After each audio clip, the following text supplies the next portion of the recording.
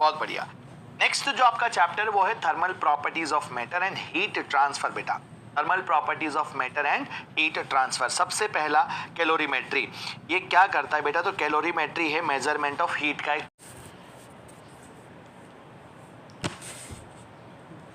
बहुत बढ़िया।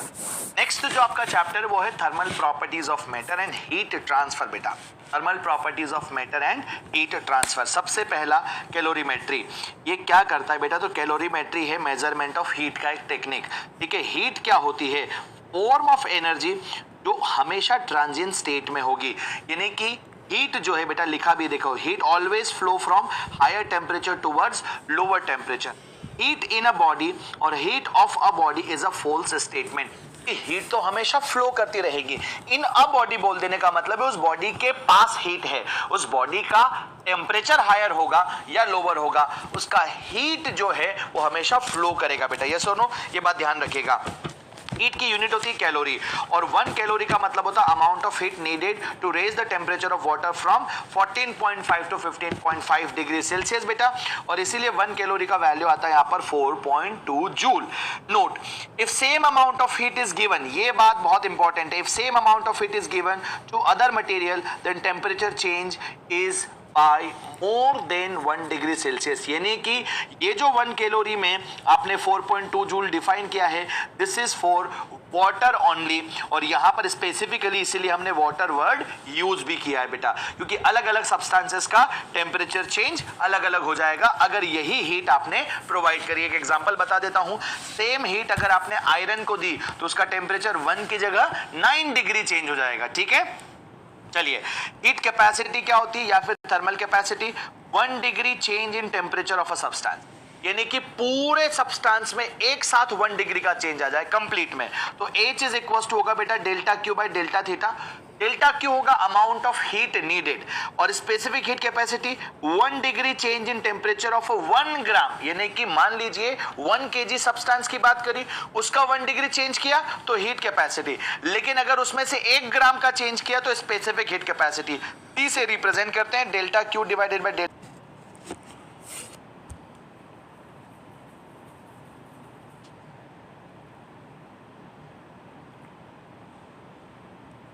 Heat capacity depends on the substance. Specific heat capacity infinite होती है एट कांस्टेंट टेम्परेचर। पहले आते हैं सब्सटेंस के फेजेस पर बेटा, ठीक है ना। जैसे वाटर है, ये लिक्विड फेज है, 1 कैलोरी पर ग्राम पर डिग्री सेल्सियस। एवरीवन, जैसे आइस की बात करें तो ये सॉलिड स्टेट हो गया, सेम सब्सटेंस का सॉलिड फेज हो गया, उसमें हो गई हाफ। और फिर ये हो गया स्टीम, यानी कि वेपर फेज हो गया, इसमें होती है 0.46। एवरीवन क्लियर है कि नहीं? बहुत बढ़िया, यहां तक समझ में आ गया। कॉपर की स्पेसिफिक हीट कैपेसिटी क्या होती है वो भी यहां पर लिख के रखा हुआ है। तो यहां पर क्या लिखा है बेटा? Specific heat capacity at constant temperature. जब जब फेज चेंज होगा, वहां पर फेज चेंज होगा तो क्या होगा बेटा? टेम्परेचर कांस्टेंट होगा। टेम्परेचर कांस्टेंट मतलब डेल्टा थीटा 0। अगर आपने इसको 0 किया तो ये क्या हो जाएगा? इनफाइनाइट हो जाएगा। और इसी वजह से हम जब जब फेज चेंज होता है, delta Q is equal to MC delta theta T, MC delta theta का फॉर्मूला यूज नहीं कर पाते हैं। ठीक है, यस और नो एवरीवन? ठीक है, आगे बढ़ते बेटा। ये डेल्टा क्यू क्या हो गया? This formula is useful only when temperature changes. आप बारीकी से नोट्स बनाए, देख रहे हो। अब जब फेज चेंज होगा तो क्या यूज करेंगे? Delta Q is equal to ML। L क्या होगा? लेटेंट हीट होगा। लेटेंट हीट में 2 तरह की चीजें बेटा, लेटेंट हीट ऑफ फ्यूजन और लेटेंट हीट ऑफ वेपोराइजेशन। जब जब आइस से वाटर होगा इसे हम बोलेंगे बेटा मेल्टिंग, और जब जब वाटर से आइस बनेगा इसे हम बोलेंगे बेटा freezing. When no volume change, that is average intermolecular distance remains constant, जितनी भी केवल फेज को चेंज करने में यूज होती है, इसलिए 1 ग्राम को बहुत कम एनर्जी लग रही है। डायग्राम से समझाया, ऑलमोस्ट वॉल्यूम सेम है। लेकिन जब वाटर कन्वर्ट होता है वेपर में या फिर वेपर कन्वर्ट होती है बेटा वाटर में, तो सिग्निफिकेंट चेंज होता है इन वॉल्यूम, जिसकी वजह से यहां पर मॉलिक्यूल्स को आपको दूर दूर करना पड़ेगा। और मॉलिक्यूल को दूर करने में तो average intermolecular distance changes significantly. तो व्हाटएवर हीट यू सप्लाई, उसके 2 काम हो गए, एक तो फेज को चेंज करना और दूसरा मॉलिक्यूल्स को दूर दूर करना। इसीलिए यहां पर 1 ग्राम वाटर को अगर स्टीम बनाना है तो 540 कैलोरी का एनर्जी लगेगा। समझ आ रहा है? यहां केवल 80, यहां पर 540, ऐसा क्यों है वो समझाया है। Generally specific heat capacity increases with time बेटा, तो Q is equal to M T D theta, theta 1 से थीटा 2 तक जाएंगे। Relation between H and C, ये बहुत इंपॉर्टेंट है भाई, relation between H and C, this is very very important relation, तो प्लीज टेक अच्छे से मैंने यहाँ पर डब्बे में बंद कर दिया, ठीक है। H is equal to M into में C होता है। Principle of calorimetry, again one of very important and छोटा सा एस्पेक्ट बेटा, क्या मास था M1 C1 T1, मास था M2 C2 T2। जब ये मिक्स्ड टुगेदर हुए तो हॉट सब्सटेंस लूज करेगा हीट को और कोल्ड सब्सटेंस गेन करेगा हीट को। यहां से टेम्परेचर मिक्स का फॉर्मूला निकल कर आता है। लेकिन यहां पर एक बात लिखा है, note that above formula will be useful for similar phase of substance, यानी कि जब दो पानी को मिलाऊं तो ही ये वैलिड हो पाएगा बेटा, ठीक है ना, अंडरस्टूड। इफ यहां पर आपने देखा कि Tm यानी कि temperature of mixes T1 plus T2 divided by 2, ये तभी संभव है जब M1 C1 is equal to M2 C2 होगा। और कई डायरेक्ट सवाल इस कॉन्सेप्ट पर बन जाते बेटा, ठीक है ना, तो इसे आप याद रखेंगे। आगे बढ़े बच्चों, एवरीवन, हीटिंग कर्व क्या चीज होती है? इस चेंज कर रहे होते हो तो उसे हीट की रिक्वायरमेंट होती है और वो हम कांस्टेंट रेट से जब सप्लाई करते हैं, मतलब यहां पर जो पावर है बेटा आपका वो क्या हो जाता है, कांस्टेंट होता था। ये जो पावर है आपका ये क्या हो जाता है बेटा, कांस्टेंट हो जाता है। तो ये जो पावर है इसे अपन क्या लिखेंगे, अगर rate of heat supply is constant बेटा, ठीक है, लिखा भी है मैंने यहाँ पर, देखिए कांस्टेंट पावर पर अगर हीट सप्लाई हो रही है तो क्या होगा, तो P इज इक्वल टू क्या लिखेंगे आप, P इज इक्वल टू आपने लिखा dQ by dt, rate of change of energy, यही तो क्या होता है, पावर होता है। तो dQ को क्या लिखोगे, mc dt बाई dt बेटा। तो यहाँ पर टेम्परेचर वर्सेस टाइम के कर्व में, टेम्परेचर वर्सेस टाइम के कर्व में जो स्लोप है उसे अपन बोलेंगे dt बाई dt, और ये आएगा पावर P बटे MC, यानी कि स्पेसिफिक हीट कैपेसिटी जो C है वो इनवर्सली प्रोपोर्शनल टू हो जाएगी मास और slope of the heating curve. Everyone, ये कॉन्सेप्ट बहुत बढ़िया, ठीक है। Constant power C inversely proportional to mass और साथ ही साथ यहाँ पर slope of the heating curve बेटा, ठीक है। तो जितना ज्यादा हीटिंग कर्व का स्लोप होगा उतना ही ज्यादा स्पेसिफिक हीट कैपेसिटी कम होगी, और जितना कम होगा स्लोप उतना ही स्पेसिफिक हीट कैपेसिटी ज्यादा होगी। यही कारण है कि यहाँ पर स्टीम की स्पेसिफिक हीट कैपेसिटी कम होती है बेटा, इसीलिए इसका स्लोप हमने बहुत ज्यादा बनाया। ये वाटर के लिए है यहाँ पर, इसलिए ये बात ऐसी हो रही है, अदरवाइज जनरली ऐसा होता है, ठीक है। यहां पर आप देखिए जरा, ये स्लोप थोड़ा कम है क्योंकि इसकी स्पेसिफिक हीट कैपेसिटी सबसे ज्यादा होती है। यहां पर क्या है, यहां पर केवल और केवल आपका पानी है। आई बात समझ में? एवरीवन बोलो यस और नो। यहां अगर आप देखोगे कि यहां से लगाकर यहां तक कितना टाइम लगेगा, तो यहां पर मान लीजिए टाइम लगा T1, यहां पर टाइम लगा बेटा, ये डेल्टा T जो टाइम होगा ये directly proportional to latent heat होगा। जितनी ज्यादा लेटेंट हीट होगी उतना ही ज्यादा टाइम लगेगा, जितनी कम होगा यहाँ पर लेटेंट हीट उतना कम टाइम लगेगा। इसीलिए बर्फ को पानी बनाना कम समय का काम है क्योंकि उसे केवल 80 कैलोरी पर ग्राम चाहिए, लेकिन पानी को भाप बनाना ज्यादा वक्त लगाने वाला प्रोसेस है क्योंकि उसमें आपको 540 कैलोरी पर ग्राम की एनर्जी चाहिए। बोलो यस और नो एवरीवन। बहुत बढ़िया, आइए जरा अगले पर चर्चा करते, वो है टेम्परेचर स्केल्स बेटा।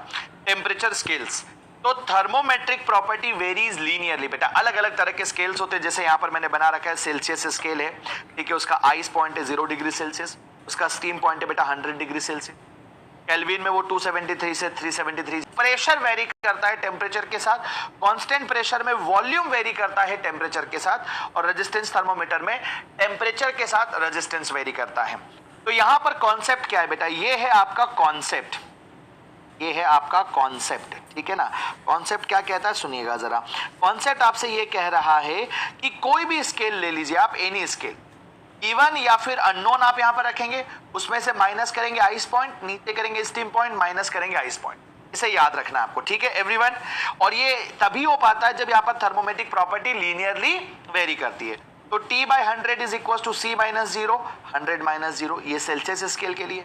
K minus 273 divided by 373 minus 273, F minus 32 और नीचे आ जाएगा 212 माइनस 32। ठीक है बच्चों, यहाँ पर ये रेजिस्टेंस टेम्परेचर, रेजिस्टेंस वाले थर्मोमीटर के लिए, ये कांस्टेंट वॉल्यूम वाले थर्मोमीटर के लिए, ये कांस्टेंट प्रेशर वाले थर्मोमीटर, चीजों को क्या हम कहते हैं वो मैंने यहाँ पर सबके लिए लिखा हुआ है, सारी बातें डिटेल में लिखी हुई है बेटा, यस और नो एवरीवन। आइए जरा, अब अगर आप इन दोनों को आपस में इक्वेट कर दोगे, देखो तो ये भी 100 है, ये भी 100 है, ये कैंसिल आउट हो जाएंगे, तो k का वैल्यू हो जाएगा C प्लस 273। k का वैल्यू क्या होगा बेटा, C प्लस 273। इसीलिए जब भी कभी आपको सेल्सियस को केल्विन में कन्वर्ट करना होता है तो आप 273 ऐड करते हो, और जो चेंज सेल्सियस में होगा वही चेंज केल्विन में होगा, ठीक है। लेकिन when you compare this term with this term, बेटा इन दोनों को जब आपस में कंपेयर करते हो तो जो रिलेशन बनता है वो रिलेशन आपका कुछ इस तरह से बन जाता है, F इज इक्वल टू बेटा क्या बनेगा 9/5 T प्लस 32, और इसीलिए डेल्टा F का वैल्यू आएगा बेटा 9/5 डेल्टा C, ठीक है। यहां पर एक कंडीशन है, -40 डिग्री सेल्सियस पर फ़ारेनहाइट और डिग्री सेल्सियस बराबर होते हैं, और -2 वैल्यू -460 डिग्री फ़ारेनहाइट होती है। कुछ स्टैंडर्ड चीजें हैं जो आपको याद रखनी, ठीक है एवरीवन, क्लियर हुआ सब लोगों को? यस, थर्मल एक्सपांशन क्या चीज होती है? Thermal expansion in solids vibration between molecules increases, जिससे एवरेज इंटरमॉलिक्यूलर डिस्टेंस इंक्रीज हो जाता है। ये तो जो चेंज इन लेंथ होता है बेटा वो होता है L0 अल्फा डेल्टा थीटा, या टोटल लेंथ आपकी हो जाएगी sir L0 1 plus delta theta. Difference of length independent of temperature, ये one of the very most important concept है। तो यहां पर वो तब difference of length will be constant only when L1 alpha 1 is equal to L2 alpha 2 बेटा। चाहे difference हो तो आप यहां पर चाहे तो लिख सकते हैं बेटा, ठीक है ना, you can write this values, just a minute बेटा ना।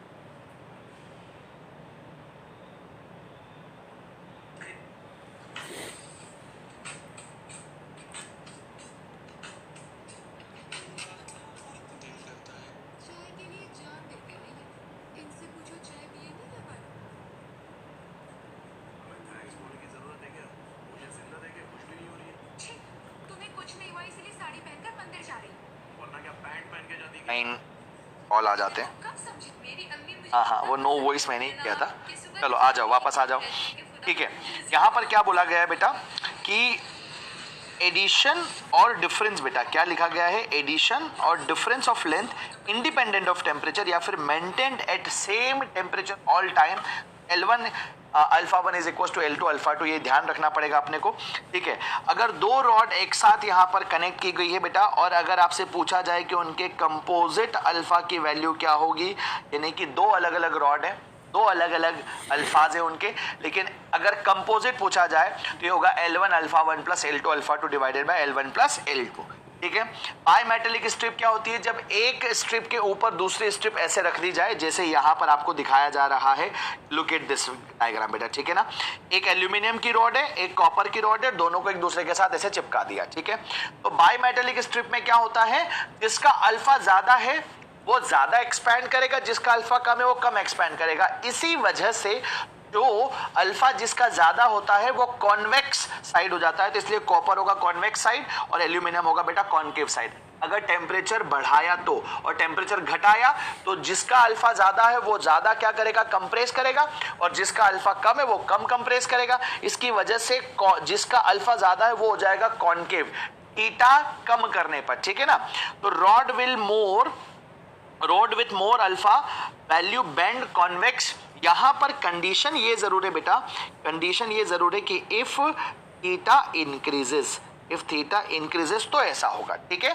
चलिए बहुत बढ़िया, ये one of the very very most important concept यहां पर आता है कि टाइम पीरियड ऑफ पेंडुलम जो होता है वो होता है t is equal to 2 pi under the root of l by ji.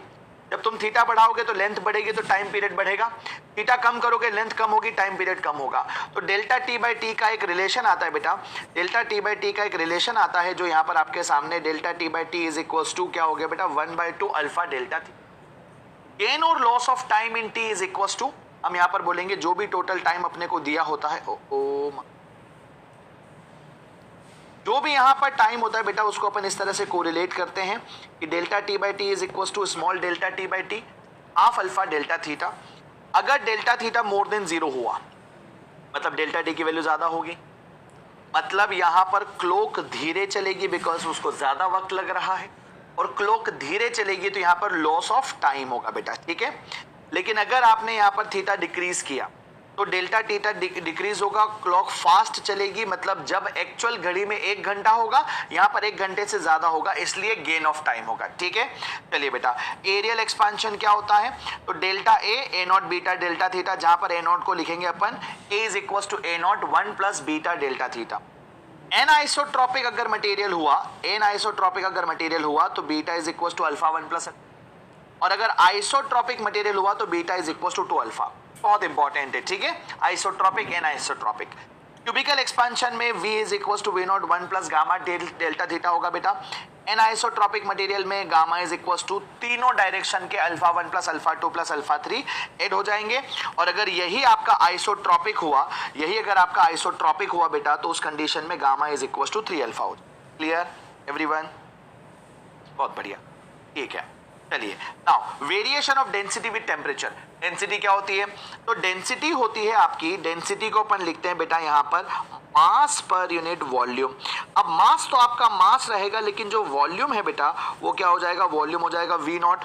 Volume क्या हो जाएगा बेटा, वॉल्यूम हो जाएगा यहाँ पर अगर आपको डेंसिटी रो प्राइम चाहिए तो मास तो सेम रहेगा, यहाँ पर वॉल्यूम हो जाएगा v, और 1 प्लस आप यहाँ पर क्या लिखेंगे gamma delta theta, 1 plus gamma delta theta. और जैसे आपने यहाँ पर उस तरह से अपने लिखा तो हमें यहाँ पर समझ आ जाएगी वैल्यू क्या है। देखिए जरा, तो delta p is equal to rho naught gamma delta theta. यहाँ पर ये वैल्यू आपने देखी तो डेंसिटी टेम्परेचर बढ़ने पर कम होती, ठीक है, टेम्परेचर बढ़ने पर डेंसिटी कम होती है। नाउ ये बहुत इंपॉर्टेंट टॉपिक है which is anomalous expansion of water, right, anomalous expansion of water. Everyone, anomalous expansion of water, आ जाइए जल्दी से। क्या बोलता है एनामलस एक्सपांशन ऑफ वाटर, ये कहता है कि at 4 degree Celsius water occupies minimum volume and has maximum density, ठीक है, minimum volume and has maximum density. In cold countries, pipe burst when temperature increases below 4 degree and water expand। क्या होता है पानी के case, water expand when temperature decreases below 4 and it expand when increases above 4। मतलब 4 degree Celsius से temperature कम करने पर भी एक्सपैंड होता है और 4 डिग्री सेल्सियस से ज्यादा करने पर भी एक्सपैंड होता है, इसीलिए अनयूजुअल बिहेवियर ऑफ वाटर है ये, ठीक है एवरीवन। चलिए अब यहां पर आता है बेटा कि किसी भी लिक्विड को अगर किसी कंटेनर में रख के गर्म किया तो यहां पर उसका जो कंटेनर का लिक्विड है उसका भी एक्सपांशन होगा और सॉलिड का भी एक्सपांशन होगा। अब उनकी तो रेस्पेक्टिव गामा वैल्यूज है उसके हिसाब से होगा, जैसे लिक्विड का एक्सपांशन कितना होगा गामा एल के हिसाब से, सॉलिड का गामा एस के हिसाब से। तो डेल्टा बी एपेरेंट आप यहाँ पर क्या लिखोगे, लिक्विड जो एक्सपैंड हुआ उसमें से सॉलिड का एक्सपेंशन माइनस करना पड़ेगा, वो यहाँ पर वैल्यू आ गई बेटा, ठीक है। अब यहाँ देखिए अगर गामा एल बड़ा है गामा एस से, मतलब लिक्विड ज्यादा एक्सपैंड हुआ तो लेवल ऑफ लिक्विड बढ़ेगा, गामा एल कम है गामा एस से, मतलब कि आपका सॉलिड जो है वो ज्यादा एक्सपैंड हुआ लिक्विड के कंपैरिजन में, तो लेवल ऑफ लिक्विड ड्रॉप होगा। और यदि दोनों बराबर हो गए तो डेल्टा अपेरेंट जीरो, यानी कि लेवल ऑफ लिक्विड सेम रहेगा। तो ये आपको एज अ नोट पॉइंट याद रख लें। राइट बच्चों, क्लियर हो रहा है सब लोगों को, एवरीवन? चलिए, के मोड्स ऑफ ट्रांसफर है, पहला कन्वेक्शन, दूसरा कंडक्शन और तीसरा रेडिएशन। वो तीनों तरह की चीजों को यहाँ पर हम कनेक्ट करते हैं, ठीक है ना? राइट।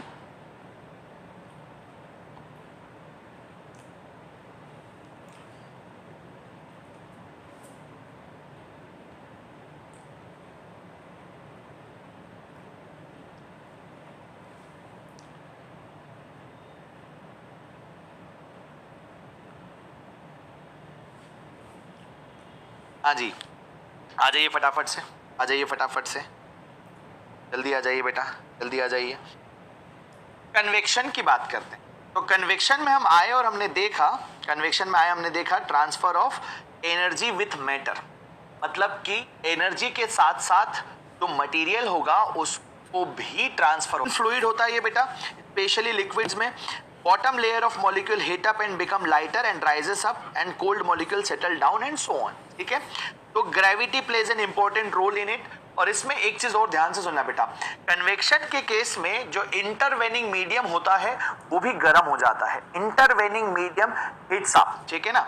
तो दो तरह के होते हैं, नेचुरल कन्वेक्शन जैसे लैंड ब्रीजेस और सी ब्रीजेस हम देखते हैं, बॉइलिंग ऑफ मिल्क हम देखते हैं।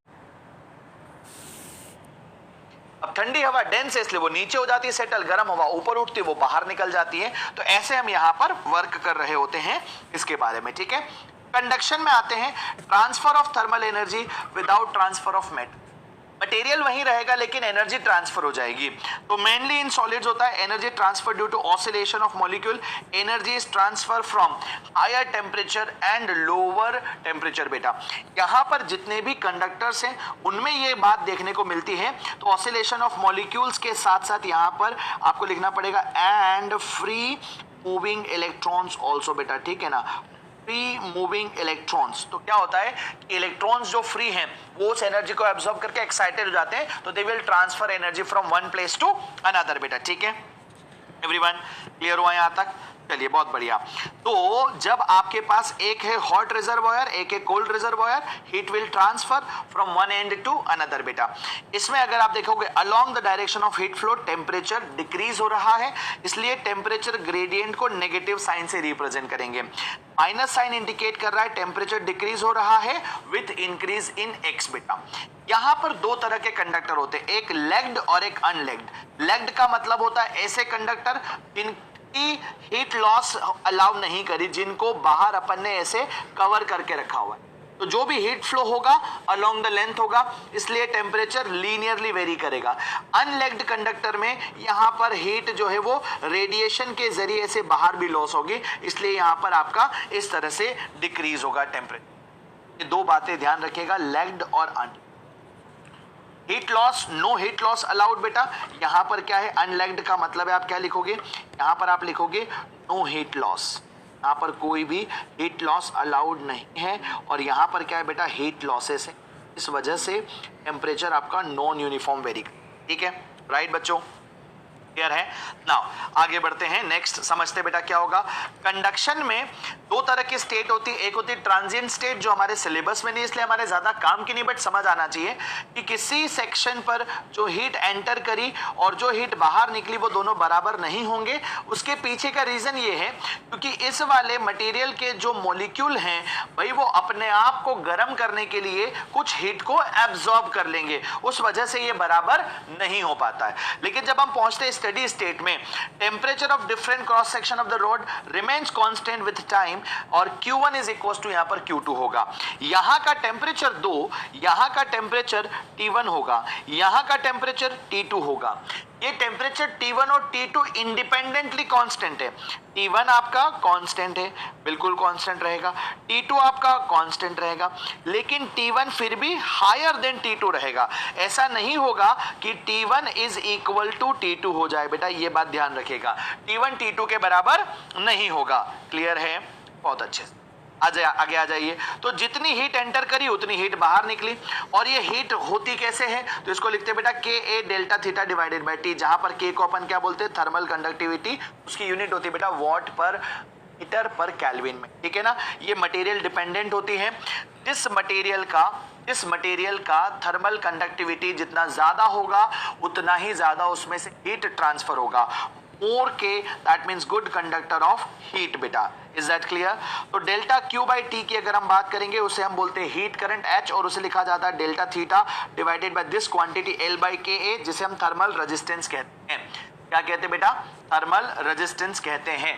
बोलिए यहां तक बात सबको समझ में आ गई एवरीवन, बहुत बढ़िया। सीरीज को अलग अलग लेंथ की, having same cross sectional area generally connected, और आपसे पूछा जाए कि यहां से हीट H1 ट्रांसफर हो रही है, यहां से हीट H2 ट्रांसफर हो रही है, बताइए यहां पर जो कॉम्बिनेशन की थर्मल कंडक्टिविटी होगी वो कैसे निकालोगे। तो सीरीज में RS equal to R1 plus R2 होगा, मतलब LS by KS is equal to L1 by K1 plus L2 by K2। तो यहां से एक जनरल फॉर्मूला बन जाएगा बेटा। अगर दो आइडेंटिकल रॉड हुई तो फॉर्मूला डिराइव हो जाएगा कुछ इस तरह से। इस पर PYQ भी आ चुके हैं। 2 बाई KS ये तभी संभव होगा जब L1 इज इक्वल टू क्या होगा बेटा, L2 is equal to L होगा। Is that clear everyone? क्या ये बात सबको समझ में आ रही है? जल्दी बताइए।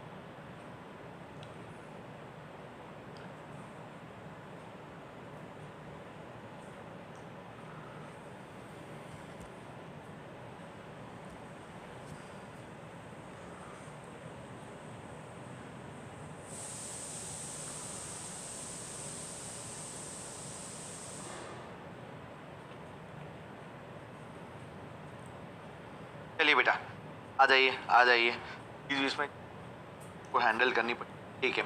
नाउ पैरेलल कॉम्बिनेशन में एक तो टेम्परेचर डिफरेंस आपका कांस्टेंट रहता है, लेंथ सेम रहती है, हीट यहां पर अलग है यहां पर अलग है, ठीक है। इसलिए पैरेलल ग्रुपिंग में 1/rp is equal to formula k1a1 plus k2a2/a1 plus a2 बनता है। और अगर आइडेंटिकल रॉड है मतलब लेंथ तो सेम है ही, साथ ही साथ एरिया भी अगर सेम हो जाए उस कंडीशन में kp is equal to k1 plus k2 divided by 2 हो जाएगा, ठीक है बच्चों।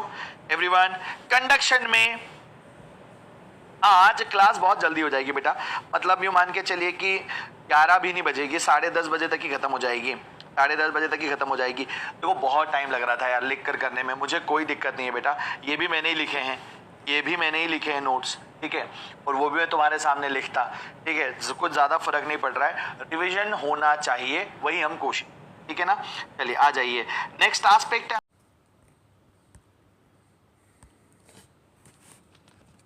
रेडिएशन। अब रेडिएशन में से कुछ कुछ टॉपिक मतलब एनटीए की ऑफिशियल वेबसाइट पर हटाया क्या गया वो कभी नहीं डाला, लेकिन रेडिएशन पूरा लिखा हुआ है कि रेडिएशन है ना, हीट ट्रांसफर बाय रेडिएशन लिखा हुआ है। अब रेडिएशन में जितने टॉपिक और लॉज हैं वो सारे उसमें आ सकते हैं, इसलिए पूरा रेडिएशन ढंग से पढ़ लेना, अगर नहीं पढ़ा हो तो आ जाइए जरा यहां पर। The process of heat transfer without heating the intervening medium, इसका मतलब इंटरवेनिंग मीडियम का टेम्परेचर हमेशा कांस्टेंट रहेगा। No medium is required for radiation as it is electromagnetic wave. Radiation is a mixture of electromagnetic wave ranging from infrared radiations to ultraviolet radiation. अब आती है Prevost theory of heat exchange, ये कहती है all bodies emits and absorbs radiation at all temperatures. Amount of heat emission and absorb depend upon the temperature of the material of the body. पर body जैसे ये bottle रखी है, ठीक है ना, तो ये बॉटल के कंपैरिजन में ये माउस जो है, मान लो माउस ठंडा है और बॉटल गर्म है, तो बॉटल इस अपनी हीट माउस को दे रही होगी, माउस से भी तो ठंडा कोई होगा तो माउस अपनी हीट उसको दे रहा होगा, तो ये एब्जॉर्ब भी कर रहा है और दे भी रहा है। तो इसलिए प्रीवोस्ट कहते हैं कि सारी की सारी बॉडीज हीट एब्जॉर्ब भी करती है और हीट आपकी इमिट भी करती है, ठीक है ना बेटा। चलिए प्रिवोस्ट थ्योरी में बस इतनी सी बात थी। हम basic terms related to the radiation, किसी भी उसमें से कुछ पोर्शन एब्जॉर्ब होता है, कुछ पोर्शन रिफ्लेक्ट होता है और कुछ पोर्शन ट्रांसमिट हो जाता है। आर यहां पर रिफ्लेक्टेंस होता है, जो होता है amount of energy reflected divided by incident. A यहां पर एब्जॉर्बटेंस होता है बेटा, जिसे अपन बोलते हैं amount of energy absorb by incident. T transmittance होता है, जहां पर amount of energy transmitted divided by incident होगा। तीनों को जब ऐड करके देखते हैं तो वैल्यू आती है बेटा 1। अब बहुत इंपॉर्टेंट एस्पेक्ट है यहां पर जो आपके लिए काम का है। अगर टी को हमने 0 कर दिया, मतलब एक ऐसी बॉडी जिसमें से ट्रांसमिटेंस अलाउड नहीं है, A plus R is equal to 1 होगा। मतलब अगर कोई गुड एब्जॉर्बर है तो वो ऑटोमेटिकली बेड रिफ्लेक्टर हो गया। कोई अगर अच्छा एब्जॉर्बर है तो वो ऑटोमेटिकली क्या हो गया बेटा, बेड रिफ्लेक्टर हो गया। और अगर आपने आर भी 0 कर दिया टी के साथ साथ, तो फिर ए इज इक्वल टू क्या हो गया बेटा, ए इज इक्वल टू 1 हो गया। ये है परफेक्ट एब्जॉर्बर और इसी को हम परफेक्ट ब्लैक बॉडीज कहते हैं। तो ब्लैक बॉडीज जैसे सन हो गए, स्टार्स हो गए, 0 reflection and 0 transmittance, only emission है, जो है सारा का सारा इमिशन है। और ब्लैक बॉडी के बारे में आपको एक बात और अच्छी बता देते हैं, वो ये कि परफेक्ट ब्लैक बॉडीज जो होती है वो गुड एब्जॉर्बर के साथ साथ क्या होती है बेटा, यहां पर गुड इमिटर भी होती है। गुड एब्जॉर्बर के साथ साथ यहां पर क्या होती है बेटा, गुड इमिटर भी होती है। एम आई राइट एवरीवन? बहुत बढ़िया। तो यहां पर अब जो अगली ideal black body absorb all radiation at all temperatures. Ideal black body सभी रेडिएशन को सभी टेम्परेचर पर एब्जॉर्ब करती है, इसीलिए उसका एब्जॉर्प्टिव पावर 1 होता है। When a perfect black body heat up to a suitable high temperature, it emits all type of radiation of all wavelength। इसे किरचॉफ ने एक्सप्लेन किया था बेटा। तो A by E is equals to constant है, A by E is equals to constant है for any body is equals to यहाँ पर for a black body, ठीक है ना। तो जो भी गुड एब्जॉर्बर होगा वो गुड इमिटर होगा। मैंने यहाँ पे भी लिखा, देखो आपके लिए एवरीवन। तो no body can emit heat radiations more than a perfectly black body at a given temperature.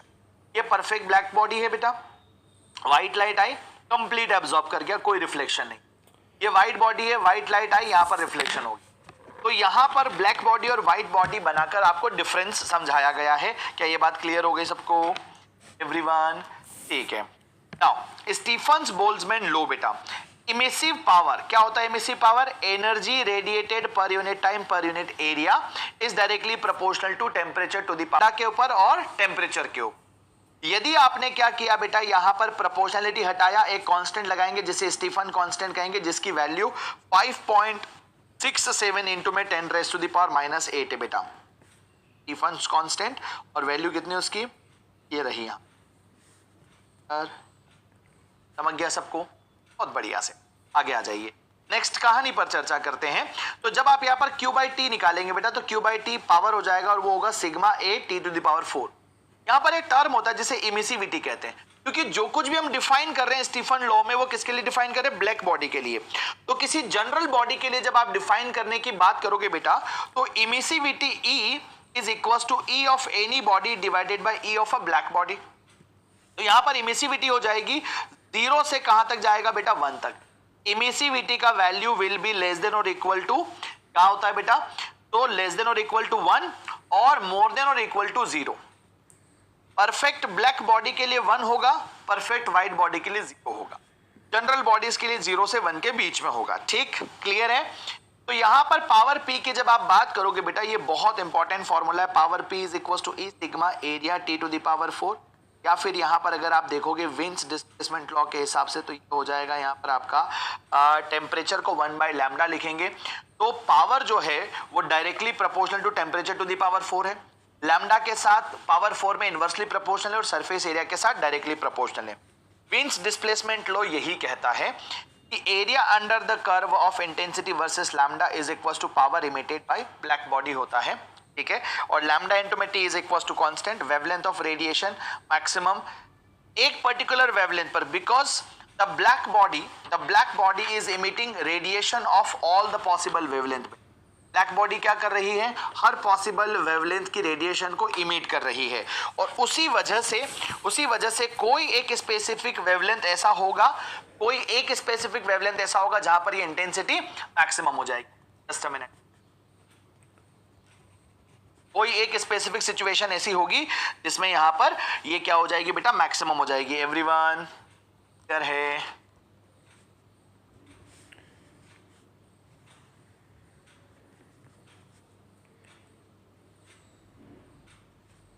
Fast revise कर रहे हैं, देखो फास्ट रिवाइज कर रहे हैं, जल्दी से रिवाइज करना, सारी पढ़ी हुई है, जल्दी से रिवाइज करना, चीजें सारी पढ़ी हुई है, राइट एवरीवन?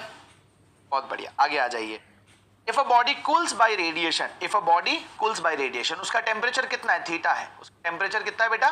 थीटा है। किसी बॉडी का टेम्परेचर थीटा और सराउंडिंग का टेम्परेचर थीटा नॉट है, तो delta Q by delta T is equal to E sigma area T to the power 4 minus T not power 4। Delta Q को क्या लिखोगे? MC delta theta.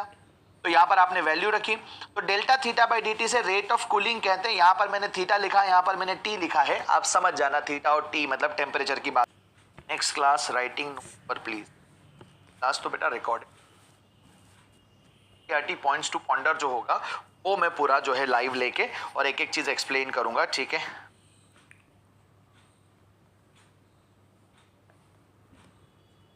Understood everyone? चलिए, तो this is the formula for rate of cooling. यहीं से Newton's law of cooling derive होता है। क्या होता है Newton's law of cooling?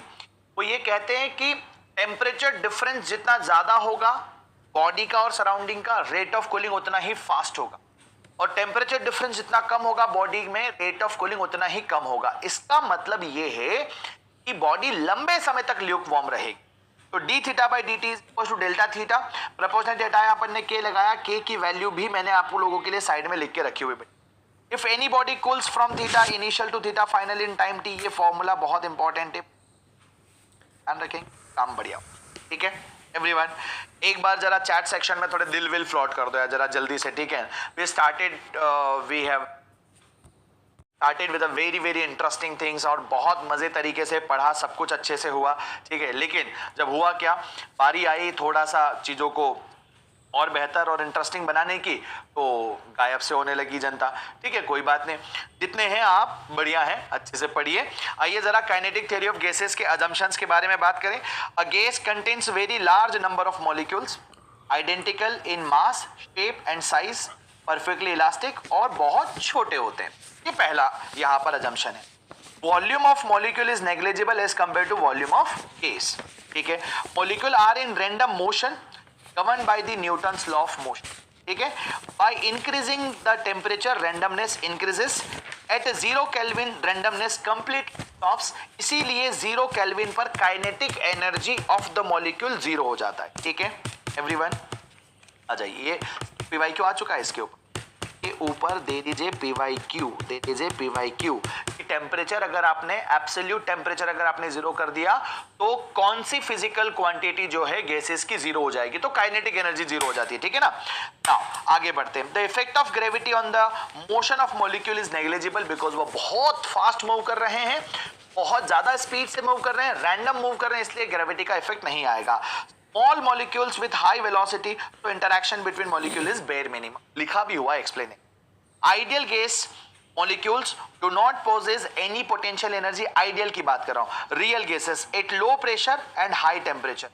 Real gases will behave as an ideal gas कब? जब उसका प्रेशर लो कर दोगे, temperature high. Real gas molecule ideal gas की तरह कैसे बिहेव करेंगे, राइट एवरीवन? चलिए, now different speeds of gas molecule.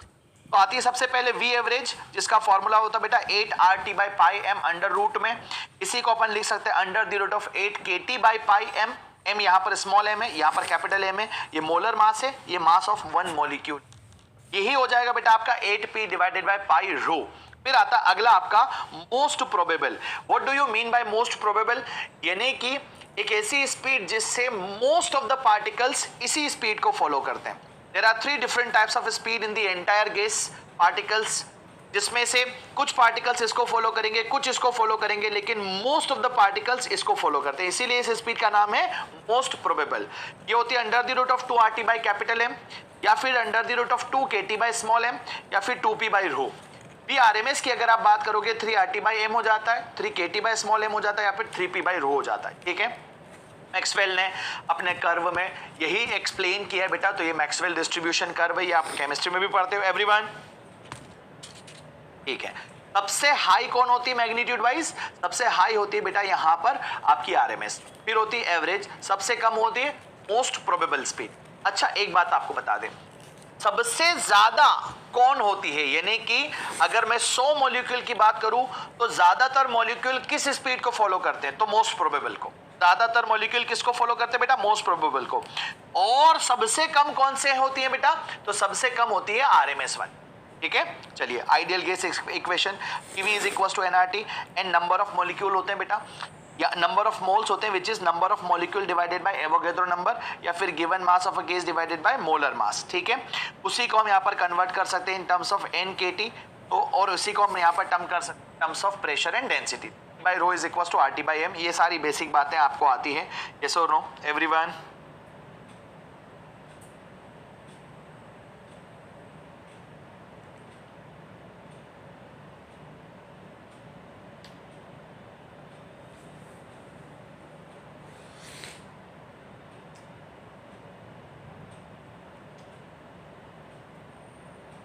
ठीक है, आगे आ जाइए बेटा, आगे आ जाए।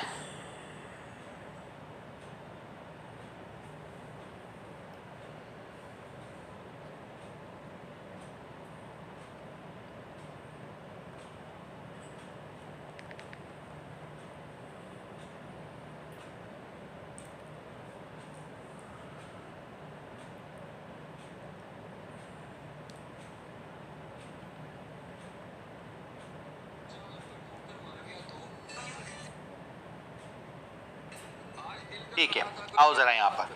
तो ये क्या हो जाएगा बेटा? m को हम बोलते हैं mass of one molecule, T is equal to 1/3 n number of molecules per unit volume होते हैं। यहाँ पर नंबर ऑफ मोल्स नहीं, number of molecules per unit volume है, लिखा भी है साइड से अलग से। तो प्रेशर का पहला तो ये वाला फॉर्मूला आपको ध्यान होना चाहिए, और यहाँ पर ये V बार क्या है बेटा? RMS speed. ठीक है, ये क्या है बेटा? आपकी RMS स्पीड है। यही प्रेशर का फॉर्मूला डेंसिटी की टर्म में लिखा जा सकता है, राइट? ठीक है, आगे बढ़ते हैं। काइनेटिक एंड, अच्छा यहाँ पर काइनेटिक एनर्जी को क्या लिखते हैं? हाफ mv बार का होल स्क्वायर बेटा।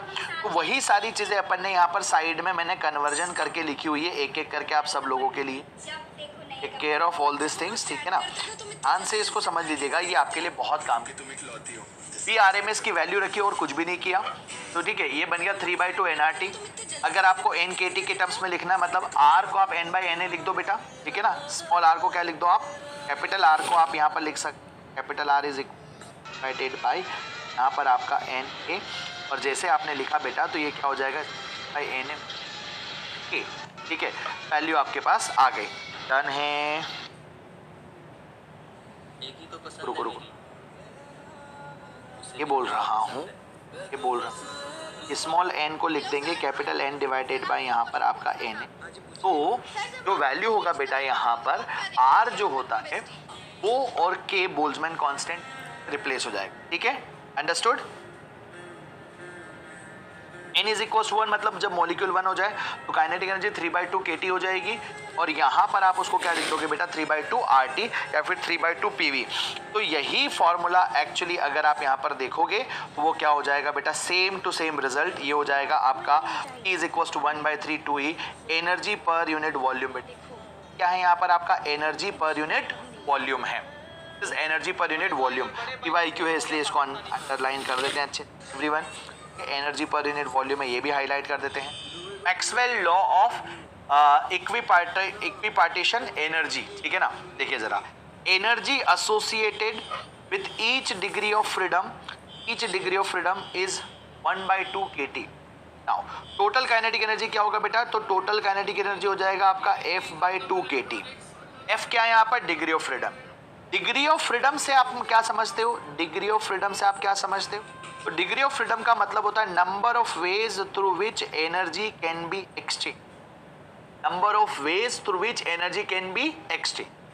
अगर ये गैस आपकी मोनो एटॉमिक है तो रोटेशनल डिग्री ऑफ फ्रीडम होगा 0, ट्रांसलेशन होगा बेटा 3, रोटेशनल होगा 0, ट्रांसलेशन होगा 3, इसलिए टोटल डिग्री ऑफ फ्रीडम है आपकी 3। ठीक है, यहां पर हम बात करते हैं बेटा किसकी?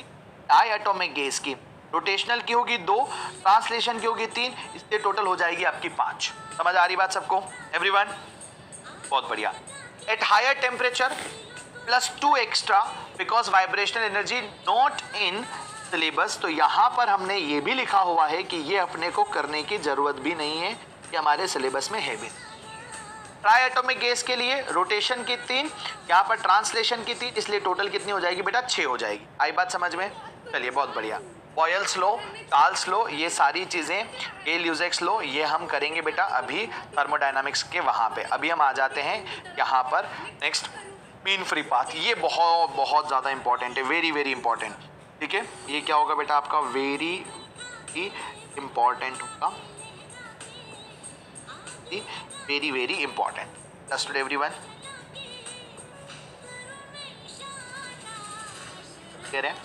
चलिए, लैम्डा इज इक्वल टू क्या होता है? तो लैम्डा इज इक्वल टू आपके पास है सर यहाँ पर lambda is equal to lambda 1 plus lambda 2 plus lambda 3। अब आप इस मोल को ऑब्जर्व करो, एक जगह से दूसरी जगह रैंडम है ना, जगह से दूसरी क्या करेगा बेटा? रैंडम भागे। जब वो रैंडम भागता है तो हर बार अलग अलग पाथ कवर करता है, उन सभी पाथ का average is mean free path. Everyone ठीक है, और इसका फॉर्मूला क्या होता है? लैम्डा इज इक्वल टू होता है यहाँ पर आपके पास 1 डिवाइडेड बाय 2 पाई यहाँ पर n number of volumes, number of molecules per unit volume होता है। ठीक है, लैम्डा आपका inversely proportional to diameter of molecule हो जाएगा, या फिर inversely proportional to square of radius हो जाएगा। ठीक है, चलिए यहाँ पर हम बात कर लेते हैं बेटा सीपी और सीवी की। क्या होता है? Specific heat capacity at constant volume. क्या होता है बेटा? Specific heat capacity at constant, और सीवी में रिलेशन होता है यहाँ पर इज इक्वल टू आर, अगर नंबर ऑफ मोल 1 है। एक टर्म होता है जिसे अपन कहते हैं बेटा सीपी बाई सीवी, जिसका नाम होता है एडियाबेटिक एक्सपोनेंट, जिसे हम गामा से रीड। ठीक है, चलिए इंटरनल एनर्जी क्या होती है किसी भी गैस की? तो ये केवल एनसीवी डेल्टा टी होती है, इसलिए it is a state function बेटा, ये पाथ पर डिपेंड नहीं करती है। और सीवी हमेशा क्या होता है बेटा? सीवी जो वैल्यू होती है वो आपकी होती है यहाँ पर f बाई 2r, और सीपी की वैल्यू होती है बेटा f बाई 2 प्लस 1 इंटू में r। ठीक है, अंडरस्टूड एवरीबॉडी? समझ आ रहा है? बहुत बढ़िया। चलो अब आता है सीपी-सीवी मिक्स बेटा। यदि दो गैसेस को आपस में मिक्स किया जाए तो यहाँ पर N1CV1 डिवाइडेड बाय N1CV2 और नीचे N1 plus N2 CP mix ऐसा आ जाएगा, और ये आ जाएगा आपके पास गामा मिक्स का फॉर्मूला। इस गामा मिक्स के फॉर्मूले को एक और तरीके से लिख सकते बेटा, एक और तरीके से लिख सकते हैं, total number of molecules, sorry total number of moles divided by, आप लिखेंगे gamma mix minus 1 equal to आप लिखेंगे 1 डिवाइडेड बाय गामा 1 माइनस 1, और प्लस आप यहाँ पर लिखेंगे डिवाइडेड बाय ये हो जाएगा आपका गामा माइनस 1। ये बात समझ आ रही है सब? डायरेक्ट फॉर्मूला है, अगर इसको यूज करेंगे तो भी काम आसान हो जाएगा। तो remember this also. Good morning जी, गुड मॉर्निंग। बड़ी लेट नहीं हो रही है, क्लास खत्म ही होने पाई है। ठीक, नाउ हम आ गए बेटा थर्मोडायनामिक्स। कहाँ पर आ गए बेटा? We entered into the thermodynamics, है ना। थर्मोडायनामिक्स में सबसे पहले हम बात करेंगे बेटा थर्मल इक्विलिब्रियम। थर्मल इक्विलिब्रियम क्या कॉन्सेप्ट होता है उसको समझा देते हैं जल्दी से। Pressure, volume, temperature, mass and R constant, insulated boundary होगी, और यहाँ पर जो है थर्मल इक्विलिब्रियम का मतलब होता है तो फीट मतलब प्रोसेस आपको ध्यान रखनी। Now two bodies are in contact, two bodies in contact in thermal equilibrium, तो वो तभी पॉसिबल हो सकता है जब उन्हें डायथर्मिक वॉल से कनेक्ट किया जाए, मतलब एक ऐसी वॉल से कनेक्ट किया जाए जिसमें से हीट कैन इजीली पास बेटा। ठीक है, नाउ यहाँ पर क्या होगा? टेम्परेचर उसका कांस्टेंट होगा और final state is equal to thermal equilibrium achieve हो जाएगा। एवरीवन, यही situation zeroth law of thermodynamics में देखने को मिलती है कि यहाँ पर अगर इसके टेम्परेचर की आप बात करोगे, इसका टेम्परेचर TA है, इसका टेम्परेचर आपका TC है, इसका टेम्परेचर आपका TB। तो यदि आपने लिखा कि TA is equal to TC और आपने लिखा कि TC is equal to TB, तो डेफिनेटली आपको समझ में आ गया कि set TA is equal to TB भी होगा ही होगा। Is that clear? ये हमें बेसिक प्रॉपर्टी ऑफ टेम्परेचर के बारे में बताता है, इसीलिए इस लॉ का नाम है बेटा जीरोथ लॉ ऑफ थर्मोडायनामिक्स। ठीक है, अंडरस्टूड? चलिए इंटरनल एनर्जी मैं अभी आपको पढ़ा चुका हूं। किसी भी गैस की इंटरनल एनर्जी में दो बातें, एक पोटेंशियल एनर्जी और दूसरा होती है kinetic energy. Due to intermolecular force of attraction, और ये होता है due to to and fro motion, जो रैंडमनेस है। लेकिन जो पोटेंशियल एनर्जी है उसकी वैल्यू तो जीरो हो जाएगी, because intermolecular force of attraction is bare minimum in case of ideal gases. तो आइडियल गैसेस के लिए टोटल एनर्जी, पोटेंशियल एनर्जी और काइनेटिक एनर्जी यहाँ पर इक्वल हो जाती है। नो इंटरमोलिकुलर फोर्स मतलब no potential energy of attraction. तो तो टोटल एनर्जी केवल और केवल काइनेटिक एनर्जी के बराबर होगी, जिसको हम U से रिप्रेजेंट करेंगे और वो काइनेटिक एनर्जी के बराबर होगी। इसको पोटेंशियल एनर्जी मत समझना, पोटेंशियल एनर्जी तो जीरो हो गई, ठीक है ना। ये क्या है बेटा, ये है आपकी इंटरनल एनर्जी, इसको अपन क्या बोलेंगे, this U is internal energy बेटा। ये क्या हुई आपकी, ये हुई आपकी इंटरनल एनर्जी। पता चला कि तुम समझ गए इसको कुछ और, इंटरनल एनर्जी है, राइट बहुत बढ़िया। चलिए अगला, डिग्री ऑफ फ्रीडम मैं ऑलरेडी समझा चुका हूं बेटा, degree of freedom we have already done. Law of equipartition of energy that also we have done बेटा, अभी समझा था, ठीक है ना। स्पेसिफिक हीट कैपेसिटीज हमने अभी राइट नाउ राइट में समझ लिया। सीपीसीवी भी हम समझ चुके हैं एवरीवन बच्चों। बस यहां पर गामा के बारे में एक ये स्टेटमेंट आपको ये कई बार ना दिया होता है, कई बार दिया नहीं होता है। तो मोनो एटॉमिक का गामा, डाई एटॉमिक का गामा, ट्राई एटॉमिक का गामा कितना होता है, ये हमें वैल्यूज पता होनी चाहिए। तो देखो जरा यहाँ पर मोनो एटॉमिक का गामा सबसे ज्यादा होता है, फिर डाई एटॉमिक का 1.4 और सबसे कम होता है ट्राई एटॉमिक का पॉलीट्रॉपिक, ठीक है ना। यहाँ पर सीवी को इन टर्म्स ऑफ आर क्या लिख सकते हैं, ये भी बहुत इंपॉर्टेंट है। तो सीवी को अगर हमें लिखना हो इन टर्म्स ऑफ आर बेटा, सीवी को यदि हमें लिखना हो किसके टर्म्स में, इन टर्म्स ऑफ आर। क्या सब लोग यहाँ पर देख पा रहे हैं, फास्ट तो नहीं हो रहा, इंपॉर्टेंट, ठीक है। चलिए आइए अगला देखते हैं, सीपीसीवी हो गया, सीपीसीवी यहां पर भी हो गया, ठीक है। नाउ अब हम बात करते हैं बेटा वर्क डन इन थर्मोडायनामिक। अगर यहां पर work done in thermodynamic processes की बात करेंगे बेटा, तो वो क्या होगा, W is equal to P into में डेल्टा V, V1 से V2 ऑलवेज वैलिड होगा, चाहे प्रोसेस कोई भी हो, ठीक है, फॉर ऑल दी प्रोसेसेस। लेकिन अगर P आपका कांस्टेंट हो गया तो ये क्या हो जाएगा, W is equal to P delta V होगा, और ये केवल और केवल आइसोबेरिक प्रोसेस के लिए वैलिड होगा बेटा, केवल और केवल आइसोबेरिक प्रोसेस के लिए वैलिड होगा। आइए जरा साइन कन्वेंशन की बात करते हैं, ये बहुत इंपॉर्टेंट है थर्मोडायनामिक्स के पॉइंट ऑफ व्यू। तो अगर डेल्टा V आपका पॉजिटिव है मतलब एक्सपांशन हो रहा है, डेल्टा V अगर आपका पॉजिटिव है मतलब एक्सपांशन हो रहा है, एक्सपांशन हो रहा है मतलब वर्क डन पॉजिटिव होगा, और ये होगा work done by the case, ठीक है ना, ऑन द सराउंडिंग। अगर वर्क डन आपका डेल्टा V नेगेटिव है मतलब कंप्रेशन होगा, कंप्रेशन होगा तो W नेगेटिव होगा, W नेगेटिव होगा तो ऑन द गैसेस होगा, बाय द सराउंडिंग, ठीक है, अंडरस्टूड एवरीवन, ठीक है। नाउ यहां पर हम चर्चा कर लेते हैं बेटा कि वर्क डन बाय, यहां पर PV कर्व कैसे हम आइडेंटिफाई करेंगे। तो जब भी हमारे पास एक इंडिकेटर डायग्राम होगा बेटा, प्रेशर वर्सेस वॉल्यूम का कर्व, तो यहां पर ये होता है area under PV curve. Arrow from lower to higher volume मतलब पॉजिटिव वर्क डन होगा, एक्सपांशन होगा। Arrow from higher to lower volume मतलब वर्क डन नेगेटिव होगा। यहां पर देखो V1 से V2 ये एरो ऐसे जा रहा है मतलब ये एक्सपांशन हुआ, मतलब यहां पर वर्क डन पॉजिटिव हुआ, ठीक है ना, understood. Work done is path dependent. देखो वर्क डन यहां पर कैसा हो गया बेटा, पाथ डिपेंडेंट। एक पाथ हमने ये फॉलो किया, एक पाथ हमने ये फॉलो किया, एक पाथ हमने ये फॉलो किया। 1 के अंदर एरिया इतना आएगा, 2 के अंदर एरिया इतना कम आएगा, और 3 के अंदर एरिया इतना कम आएगा। यानी कि अगर आप एरिया अंडर द कर्व देखोगे तो जिसके अंदर सबसे ज्यादा है उसका एरिया वर्क डन भी ज्यादा होगा बेटा, ठीक है ना। तो work done is not a state function, it's a path function. State function which depends on state only, not on the path बेटा, ठीक है। जैसा कि हमारा कौन होता है, internal energy. Work done in cyclic PV diagram में area under the curve clockwise, अगर साइकिल की बात करेंगे, एरिया अंडर द कर्व की जगह आप इसे ऐसे लिखिए, एरिया अंडर द साइकिल, इसे क्या लिखेंगे बेटा, एरिया अंडर साइकिल। तो साइकिल के अंदर क्लॉकवाइज हुआ तो पॉजिटिव लेंगे और एंटी क्लॉकवाइज हुआ तो नेगेटिव लेंगे। मतलब यहां पर क्लॉकवाइज हुआ तो बेटा एक्सपांशन होगा, और एंटी क्लॉकवाइज हुआ तो बेटा क्या होगा, कंप्रेशन होगा। ये छोटी छोटी चीज बेसिक सी जिसे अपने को ध्यान रखना है, ठीक है। इंटरनल एनर्जी ऑलरेडी पढ़ चुके हैं बेटा, लेकिन बहुत इंपॉर्टेंट कुछ एस्पेक्ट मैंने लिखे हुए हैं, ढंग से समझ लीजिए। U is a state function, पहली चीज U क्या है बेटा, स्टेट फंक्शन है। U depends only on the temperature बेटा, किसके ऊपर डिपेंड करता है, केवल और केवल temperature. Delta U depends on delta T। Delta U path independent है, और delta U is 0 for a closed cycle. Cyclic process के तो हमेशा 0। साइन ऑफ हीट, अगर heat given to the gases है बेटा, हीट यहाँ पर क्या है, heat given to the gases है तो positive, heat is given by the system है तो नेगेटिव। तब हीट गिवन या heat extracted, W by gas यहाँ पर expansion, W on the gas compression होता है, ये बात ध्यान रखें, ठीक है, understood everyone. Now it is a state function, it is not a state function. Delta Q is also path function. Delta Q को अपन क्या बोलेंगे बेटा, ये भी आपका पाथ फंक्शन, पाथ फंक्शन है, पाथ पर डिपेंड, स्टेट फंक्शन नहीं है। Specific heat capacity MC delta T लिखेंगे बेटा यहाँ पर, और मोलर स्पेसिफिक हीट कैपेसिटी को NC डेल्टा T।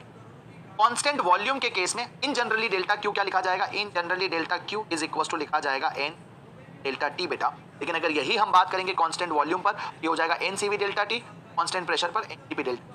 CV और CP क्या होता है बता रखा है बच्चों, CVCP क्या होता है बता रखा है। Now first law of thermodynamics क्या कहता है, आ जाइए जरा, conservation of energy. Delta Q is equal to W plus delta U with sign बेटा, ठीक है ना। नाउ एरिया ऑफ ट्रेपेजियम भी लिख दिया, चलो बताओ जरा। अच्छा, ये क्लोज्ड साइकिल में Q यहाँ पर नॉन जीरो होगा, वर्क डन यहाँ पर नॉन जीरो होगा, लेकिन U यहाँ पर जीरो हो जाएगा। ठीक बच्चों, एवरीवन, क्या ये बात समझ आती है सब लोगों को? क्या ये बात समझ आती है सब लोगों को? चलिए आ जाइए, जल्दी से आगे बढ़े बेटा। टाइप्स ऑफ प्रोसेसेस कौन कौन सी होती हैं? पहली होती है आपकी आइसोबेरिक प्रोसेस, जिसमें प्रेशर आपका कांस्टेंट, आइसोबेरिक प्रोसेस आपका कांस्टेंट, बॉयल्स लॉ इसे कहते हैं। आइसोकोरिक प्रोसेस जिसमें वॉल्यूम आपका कांस्टेंट हो जाता है बेटा। आइसोथर्मल प्रोसेस जिसमें टेम्परेचर आपका कांस्टेंट होता है, चार्ल्स लॉ। एडियाबेटिक प्रोसेस जिसमें आपका डेल्टा क्यू जीरो होता है। ये चार बेसिक यहाँ पर प्रोसेसेस हैं, और जब आप यहाँ पर बात करोगे इन प्रोसेसेस की बेटा, हमने अलग से इनको सारा डिटेल में यहाँ पर एक्सप्लेन किया हुआ है। आ जाइए फटाक से क्विकली समझ लेते हैं। सबसे पहले आइसोकोरिक प्रोसेस पर आ जाए बच्चों, एवरीवन। बढ़िया, बस खत्म होने ही वाला है, डोंट वरी, 10:30 के ऊपर जाएगा ही नहीं, फॉर्मूला बहुत है क्या। आइसोकोरिक प्रोसेस में जब आप आओगे बेटा, आइसोकोरिक प्रोसेस में जब आप आओगे तो हम बोलेंगे कि सर वॉल्यूम होगा आपका कांस्टेंट, ठीक है, प्रेशर होगा directly proportional to T, P by T को आप यहाँ पर बोलेंगे बेटा कांस्टेंट, T बाई टी को आप यहाँ पर कांस्टेंट, तो P1 by T1 is equal to क्या हो जाएगा आपका P2 बाई T2, ठीक है ना। मोलर स्पेसिफिक हीट कैपेसिटी क्या होगी बेटा, CV इक्वल टू, क्योंकि कांस्टेंट वॉल्यूम है तो CV जो है, C जो CV के बराबर हो जाएगी बेटा, तो यहाँ पर अपन बोलेंगे C will be equal to CV, और वो हो जाएगा F बाई 2R के बराबर, ठीक है, अंडरस्टूड। यहाँ पर सारे यूजफुल ग्राफ बना रखे हैं बेटा, तो ये समझ आ गया। एडियाबेटिक प्रोसेस में आने से पहले आइसोबेरिक प्रोसेस पर आ जाते हैं बच्चों। आइसोबेरिक प्रोसेस क्या है समझ लीजिए जरा, जिसमें प्रेशर आपका कांस्टेंट होता है, volume is directly proportional to temperature, इसे चार्ल्स लॉ कहते हैं। तो यहाँ पर V1 by T1 is equal to V2 by T2, ठीक है, understood. C is equal to CP के बराबर होगा, इज इक्वल टू C के बराबर होगा, अंडरस्टूड। और यहाँ पर जो वैल्यू है बेटा W की, ये बहुत इंपॉर्टेंट है। W क्या हो जाएगा बेटा, P डेल्टा V या फिर NR डेल्टा T, और ये तो बहुत ही ज्यादा, मतलब यहाँ पर तो मैं बॉक्स बना देता हूँ इस पे,